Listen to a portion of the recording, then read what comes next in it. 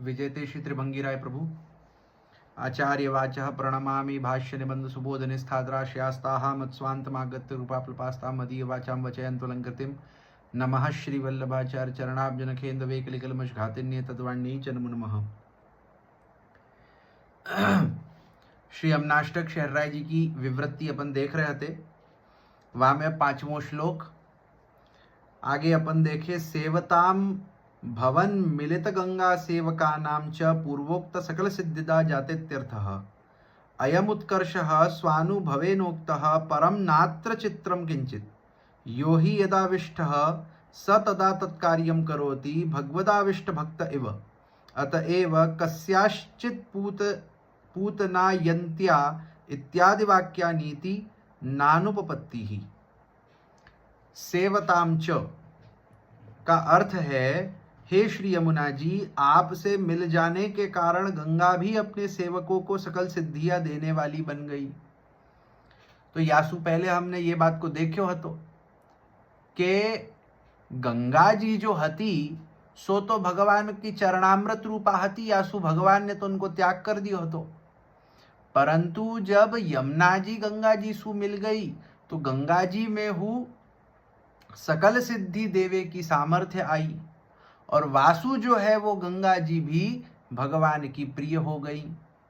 तो यमुना जी की कृपा सु, यमुना जी के मिलवे सु जो है वो गंगा जी भगवान को प्रिय बनी है। गंगा जी का ऐसा उत्कर्ष आचार्य चरणों ने अपने अनुभव के द्वारा कहा है।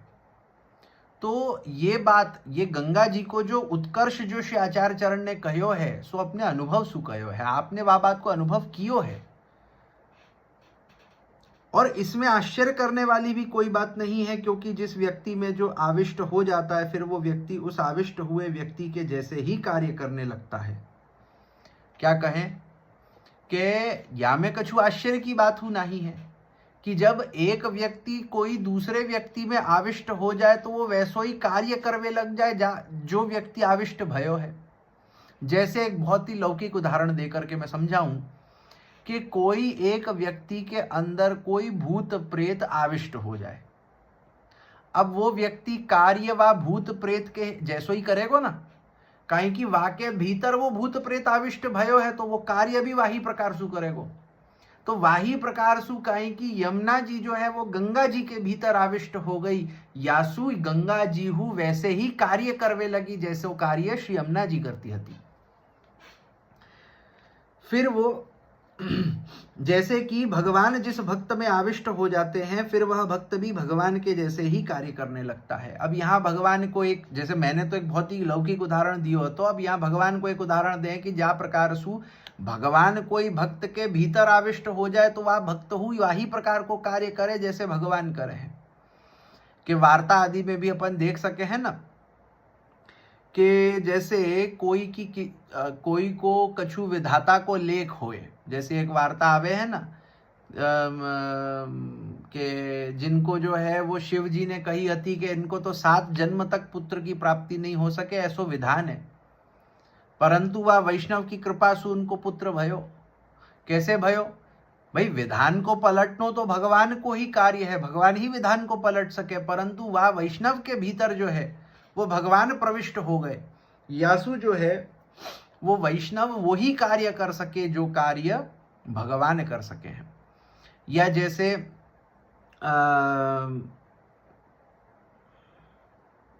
जो और एक वैष्णव को जो वर्णन आवे है माधव भट्ट काश्मीरी को कि जहाँ मृत को जीवा दियो। अब जो मरियो भयो है वाको जीवानो, ये भी तो एक भगवान को गुण है, भगवान कर सके। एक अपने जैसे व्यक्ति में जो एक मनुष्य है वहां में ये सामर्थ्य नहीं हो सके, परंतु भगवान उनके हृदय में आविष्ट हैं। यासु जो है भगवान के ही जैसे उनने मरे को जीवा दियो, तो इत्यादि प्रकार सु अपन देख सके हैं। अतएव गोपिकाएं भगवान को ढूंढते ढूंढते कातर हो गई थी और भगवन्मय हो जाने के कारण वे भगवान की लीलाओं का अनुकरण करने लगी। एक गोपी पूतना बन गई तो दूसरी गोपी कृष्ण बनकर उसका स्तनपान करने लगी। भागवत 10, 30, 15 इत्यादि वाक्य प्राप्त होते हैं। अतः इस बात में कुछ भी अप्रामाणिक नहीं है। सो यहाँ जो है वो भागवत को हु एक प्रमाण दियो है कि जहाँ गोपी गीत में गोपी गीत के पहले को प्रसंग है कि जहाँ भगवान जो है वो रास में सु अंतर्धान भय। अब वाके बाद में जो है वो भगवान को ढूंढते ढूंढते ऐसी स्थिति है गई गोपिकान की कि भगवान भी वहाँ स्पष्टतया वर्णन आवे है कि भगवान जो रास में सु अंतर्धान भय हते तो कहाँ पधारे हते, गोपिकान के हृदय में पधारे हते। तभी तो जब गोपी गीत पीछे भगवान प्रकट हुए तो गोपिकान के हृदय में सु ही बाहर प्रकट भय, तो भगवान तो उनके हृदय में विराज रहे हते। सो याही सु वहाँ उनकी ऐसी स्थिति है गई कि वो कोई गोपी अपने आप को पूतना समझने लगी, कोई कृष्ण समझने लगी, कोई अपने आप को बकासुर समझने लगी तो कोई कृष्ण समझने लगी, कोई जो है वो शकटासुर समझने लगी तो कोई कृष्ण समझने लगी। तो भगवान जो उनके हृदय में जो है वो आविष्ट भय हैं, यासु भगवान ने जा प्रकार की लीलाएं करी है वही प्रकार की लीलाएं गोपिका करवे लगी। तो ये बात अपन वहां देख सके। यासु यहाँ कछु भी अप्रमाणिक नहीं है कि तात्पर्य यह है कि गंगा जी में भी यमुना जी आविष्ट हुई हैं और उस कारण अब यदि गंगा जी भी यमुना जी के जैसे कार्य करने लगे तो इसमें आश्चर्य की बात नहीं है कि जब श्री यमुना जी गंगा जी में आविष्ट हो गई, गंगा जी में मिल गई, तो यासु गंगा जी अब यमुना जी के जैसे ही सकल सिद्धि देवे की सामर्थ्य उनमें आ गई, या तनुनवत्व सेवा लायक जो तनुनवत्व है वाको प्रदान करवे की सामर्थ्य जो गंगा जी में अब आ गई। सो श्री यमुना जी की वजह से आइए का कि श्री यमुना जी गंगा जी में प्रविष्ट हो गई, यहाँ में कोई आश्चर्य की बात नहीं है। पूर्वमिति यद्यपि पूर्वमाचार्य वर्य प्राकट्यात् पूर्वं पुराणादिष्वपि सरस्वती संगति जनितमुत्कर्षम् अभिधाय भवती संगतिज उत्कर्षः पठितः, परंतु सा राजन दर्शनादेव ब्रह्महत्यापहारणीत्यादि रूपो न तु पूर्वोक्त रूपः श्री यमुना या निजाचार्य प्राकट्यात् पूर्वमेवं विधस्वरूपा ज्ञान तद निरूपणात् अतोयमेवोत्कर्ष एतेत् संगत्यनन्तरं भावी मंतव्य इति भावः एतादृश्येति स्वसंबंधेन स्वसमान गुण संपादिक इत्यर्थः। अब हम पूर्वम इत्यादि शब्दों का अर्थ कर रहे हैं। पूर्वम का अर्थ है आचार चरणों के प्रागट्य से पूर्व, यद्यपि पुराण इत्यादि में भी गंगा का सरस्वती से मिलने के पश्चात उसका उत्कर्ष कहा गया है, और फिर हे श्री यमुना जी आपकी संगति से उत्पन्न हुआ उत्कर्ष भी कहा गया है। क्या कहे हैं कि श्री महाप्रभु जी के प्रागट्य सु पूर्व अगर अपन पुराणन को देखें तो पुराणन में हुआ यह प्रकार को वर्णन है कि जहाँ सरस्वती को गंगा सु मिलवे पे गंगा जी को उत्कर्ष होनो, या यमुना जी को गंगा जी सु मिलवे पे गंगा जी को उत्कर्ष होनो, वो परंतु वो उत्कर्ष साराजन दर्शनादेव श्लोक में कहा गया उत्कर्ष है, इस अष्टक में बताया गया उत्कर्ष नहीं। क्योंकि निजाचार्य चरणों के प्रागट्य से पूर्व श्री यमुना जी के ऐसे स्वरूप का जब किसी को ज्ञान ही नहीं था तो फिर उनके ऐसे उत्कर्ष का निरूपण कौन करता। सो यहाँ कहे हैं कि पुराणन में जा प्रकार को उत्कर्ष यमुना जी सु मिलवे पे गंगा जी को बतायो या सरस्वती जी सु मिलवे पे गंगा जी को बतायो, वो उत्कर्ष वा प्रकार को नहीं है जैसे उत्कर्ष श्री महाप्रभु जी आज्ञा कर रहे हैं। और वाको कारण ये है कि महाप्रभु जी सु पूर्व श्री यमुना जी के ऐसे गुणन को वर्णन कोई ने नहीं कियो, तो कहां सु ये वर्णन करेंगे कि यमुना जी के मिलवे सु गंगा जी को उत्कर्ष क्या प्रकार को है। जब यमुना जी के गुणन को ही यमुना जी के गुणन की खबर हो श्री महाप्रभु जी के पूर्व कोई को नहीं है, तो यमुना जी के मिलवे सु गंगा जी को क्या उत्कर्ष हो रहे हो है ये कौन को खबर होगी। तो श्री महाप्रभु जी ने प्रकट होकर के हमारे ऊपर कृपा करके श्री यमुना जी के ऐसे गुणन को हमारे सामने प्रकट कियो, हमारे सामने वर्णन कियो, तब हमको खबर पड़ी कि श्री यमुना जी में ऐसे प्रकार के गुण हैं। और फिर श्री आचार्य चरण ने कहो कि ये जो श्री यमुना जी के गुण है ये गंगा जी में मिलवे पे गंगा जी में हु आवे या सु गंगा जी को उत्कर्ष होए है, तो ये हमको तब खबर पड़े। अतः श्री गंगा जी का ऐसा उत्कर्ष तो उन श्री यमुना जी का संग होने के पश्चात ही उत्पन्न हुआ, यह मानना चाहिए कि गंगा जी का जो ये उत्कर्ष भयो है, ये गंगा जी को जो ये उत्कर्ष भयो है वो यमुना जी के मिलवे सु ही भयो है, और यमुना जी के गुण जो है वाको वर्णन श्री महाप्रभु जी ने कियो है। तो यासु अपने को फिर गंगा जी के उत्कर्ष को खबर पड़े। एतादृश्यात्वया इत्यादि शब्दों की व्याख्या करते हैं। इसका अर्थ है हे श्री यमुना जी, आप जैसी जो कि मात्र आपसे संबंध हो जाने के द्वारा व्यक्ति में आपके समान गुण उत्पन्न कर देती हैं, ऐसी आप जैसी श्री यमुना जी की तुलना कैसे और कौन कर सकता है। तो अब ये जो अपन ने प्रकरण देखियो कि जहां यमुना जी गंगा जी सु मिली और वाके वजह सु गंगा जी को उत्कर्ष बढ़ियो, अब वाह बात को लेकर के आगे कहे हैं कि श्री यमुना जी आप जो ऐसी हैं कि जाको संबंध आपसु होवे तो आपके जैसे गुण वा में उत्पन्न हो जावे। यमुना जी के स्वरूप को कैसे उत्कर्ष कहे हैं कि यमुना जी सु जाको भी संबंध होएगो, जैसे गंगा जी को संबंध भयो, सो वामे यमुना जी के जैसे ही गुण प्रकट हो जावे हैं। जैसे गंगा जी तो त्याज्य हती भगवान के लिए, परंतु यमुना जी सु मिलवे सु गंगा जी हु भगवान की प्रिय है गई, काहे कि उनमें यमुना जी के समान गुण प्रकट हो गए। वाही प्रकार सु जाको भी संबंध यमुना जी सु होएगो,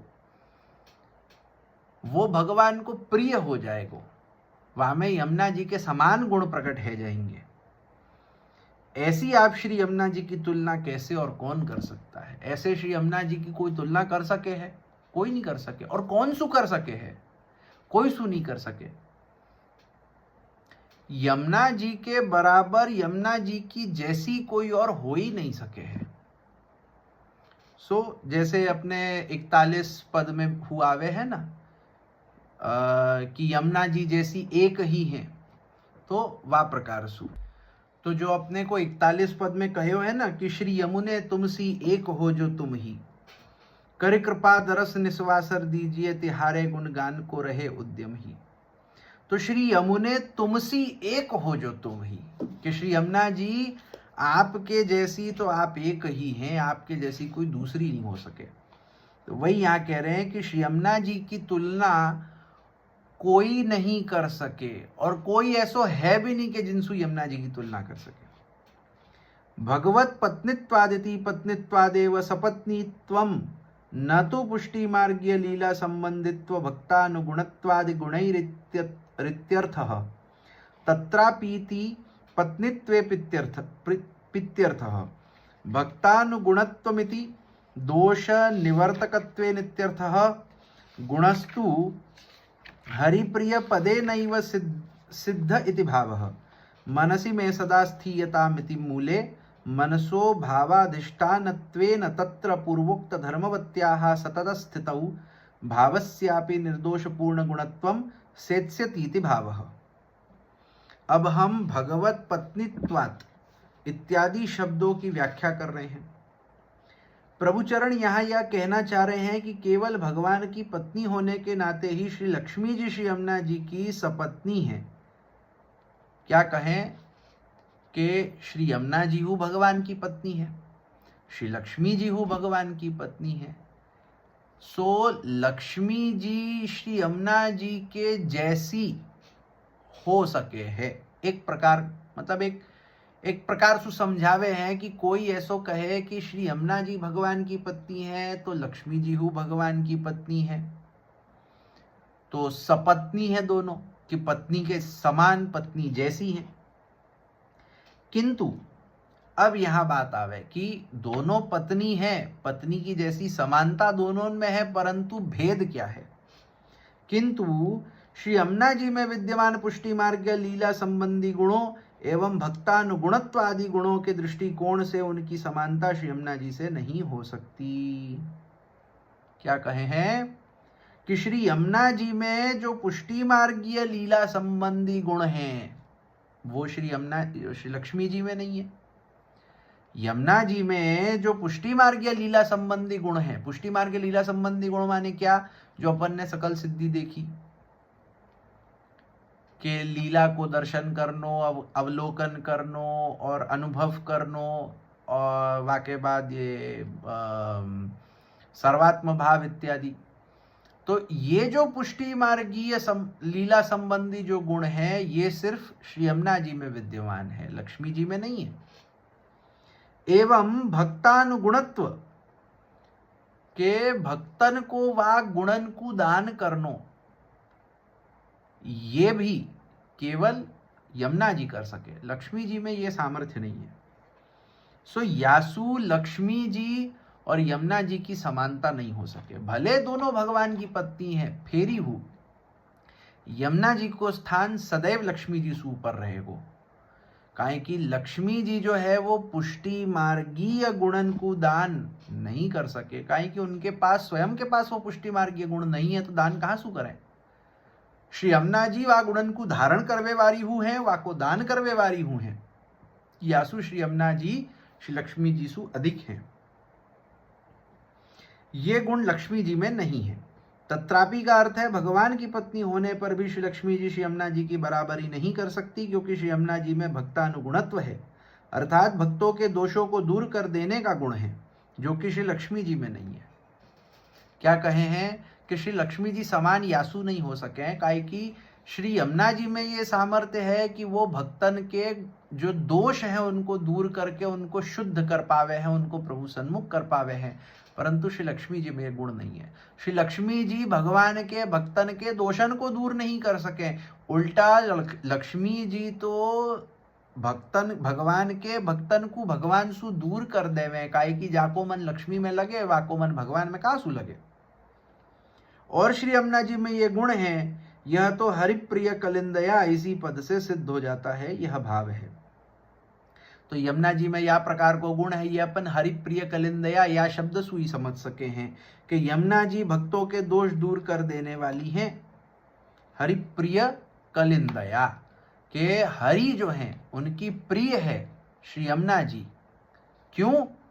क्योंकि कलिंदया, उनको नाम क्या है? कालिंदी। वाको वर्णन अपन ने दूसरे श्लोक में देखे हो तो ना, कलिंद गिरी मस्तके पतदमंद पूरोज्वला विलास गमनुल्लसत प्रकट गंड शैलोन्नता। और वाके अलावा हूँ और एक श्लोक में जो अपन ने देखियो हतो के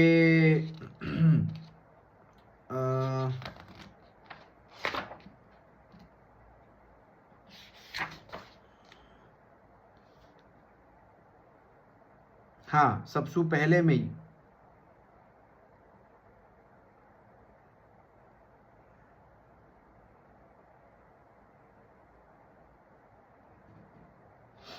सबसे पहले श्लोक में अपन ने जो श्री गुसाई जी की टीका देखी हती, वहां में सबसे पहले ही श्री गुसाई जी ने जो है वो कालिंदी शब्द सु द्योतित कियो श्री यमुना जी को।